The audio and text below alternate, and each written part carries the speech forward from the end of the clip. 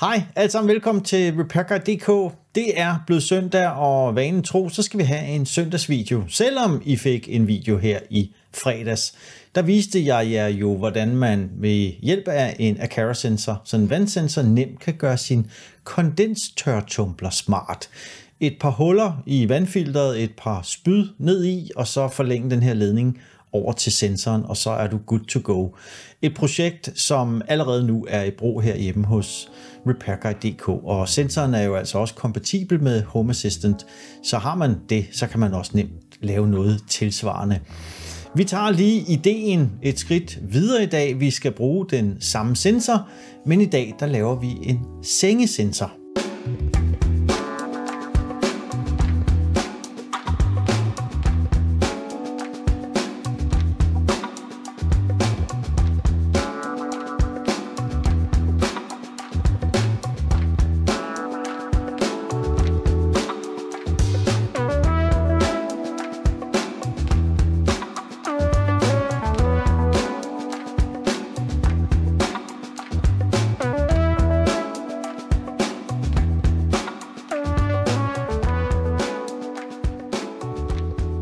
Ja, det I så her, det var jo Zoe, der lagde sig i sengen, og sengen vidste altså, at hun havde lagt sig.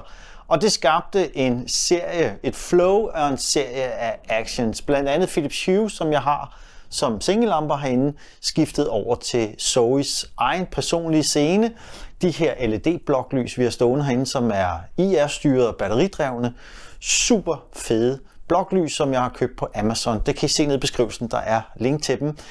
De bloklys blev altså tændt af en RM3 Mini, jeg har oppe i hjørnet herinde i soveværelset, som blaster sådan et tændt signal ud til dem. Og modsat også, når vi så skal sove, så blaster den et sluksignal ud. Og så jeg også, at mine Aqara gardiner, rent faktisk de her motoriserede gardinrobotter, der sidder bagved, det aktiverede også en scene. Det kræver så, at man har Alexa, fordi at Aqara motorerne her, robotterne er altså ikke kompatible med Home endnu. Der blev også startet noget sexy time musik herinde i soveværelset, så hvis jeg sidder på kontoret og arbejder, så kunne det være, at jeg skulle se at få fingrene ud af gaskammeret og hoppe ind i sengen sammen med Zoe. Din kone er gået i seng. Måske skulle du gå ind i soveværelset og få lidt sexy time og måske noget massage. Hvordan alt det her det kunne lade sig gøre, jamen det er præcis det, vi skal kigge på i dag. Ja, det er hamrende smart det her. Og hvordan har RepairGuide.dk så lavet det her? Jo, vi bruger den samme sensor som sidst, en Aqara vandsensor. Vi bruger den så ikke til noget vand den her gang, men vi bruger den til at mærke, om der ligger nogen i en seng. Der skal man bruge en lille ekstra dims. Det er simpelthen, det er så nemt det her, så det fatter man slet ikke. Men omkring 200 kroner, 130 kroner ish for den her sensor, og så, jeg ved ikke, 75-100 kroner for den her dims, I skal se lige om lidt. Jeg skal nok lave links til det nede i beskrivelsen, så I kan købe dimsen på Amazon. Den er købt på Amazon.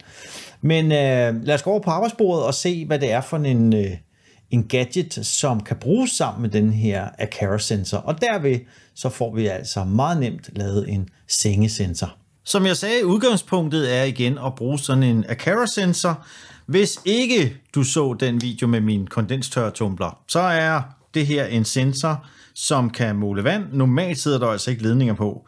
Men det, der er fedt ved den her sensor, det er, at der sidder 2 torkskruer, så dem kan man lige løsne, og så sætte noget ledning på. Og så har jeg sat sådan et par DuPont-ledninger på med hundstik på. Og så har jeg købt en tryksensor. Det er et lille stykke film til 75-100 kroner. Jeg ved altså ikke, om det her er den bedste trykfilmsensor, men nu prøver jeg den af. Det fede ved den her er, at der i enden faktisk allerede er påmonteret et par ben, så man nemt kan sætte den her DuPont-ledning på. Og så er du sådan set good to go. Det er nok noget af det nemmeste at samle, så hvis ikke du er færm på fingrene, så kan du altså godt finde ud af at sætte sådan 2 kabler her på. Altså, come on.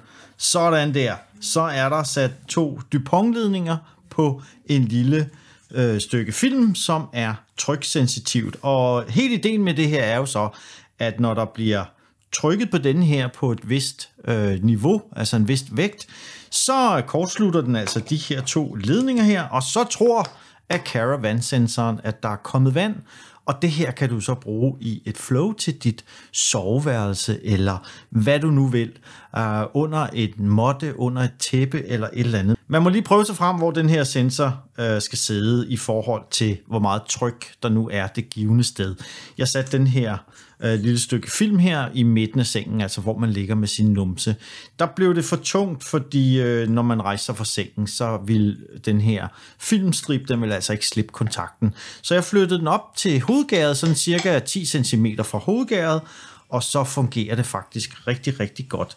Så for 130 kroner for en sensor, Aqara sensor, og 7500 kroner for sådan et lille stykke film her, så er du altså kørende med en ret smart sensor, der kan bruges til andet end sengen selvfølgelig.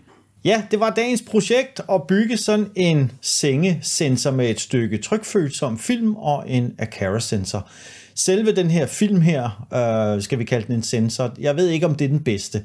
Det var den, som var på lager på Amazon. Jeg susede også lidt rundt og kiggede efter nogle andre trykfølsomme sensorer. Jeg har bestilt en hjem, den kommer desværre fra Kina, kostede heller ikke særlig meget.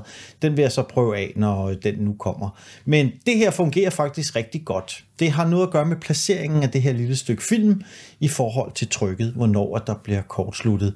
Men til Home Assistant, til Homey, faktisk også til SmartThings, tror jeg godt, du kan bruge den her sensor. Aqara er vist også kompatibel der med SmartThings. Så nu er det altså din opgave at bruge din fantasi, og så få styr på, hvor du vil bruge sådan en dims her. Jeg synes i hvert fald, det er smart, og så er det billigt. Kan I have en fantastisk søndag derude. Vi ses snart igen. Hygge. Hej.